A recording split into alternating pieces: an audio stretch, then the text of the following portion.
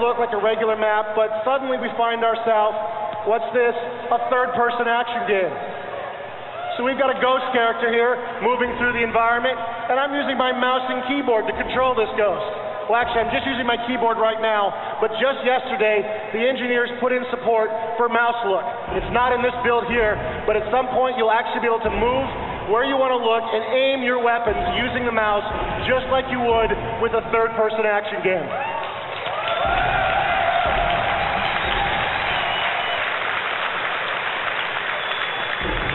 As you can see, we've moved from a rural environment into the city, and we've been fighting against the Zerg. And if that wasn't enough, now we're going to go inside a building, and we're going to talk to a character as part of our third-person action RPG.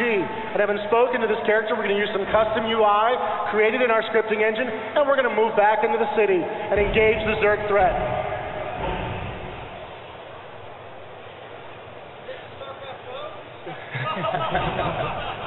And you can see there's all kinds of monsters in this environment. We can use roaches, we can use hydralisks, anything that we could use in the RTS game is easily used by our mod makers down here as well. You could make custom units and put them here as well. These are just sort of standard Zerg units that come with the game, but you can put anything you can think of in this environment as our ghost character moves this environment and just blasts the place up.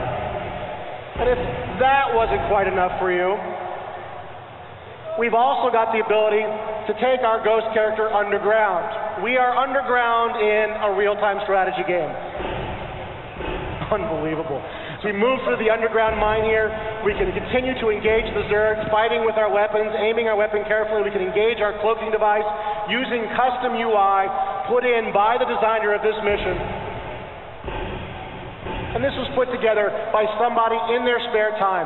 Obviously a skilled professional, but nonetheless, just put together very quickly, made a whole game world with a city, talking to characters, objectives, a mini-map you could use, a little arrow showing you where to go, all kinds of options.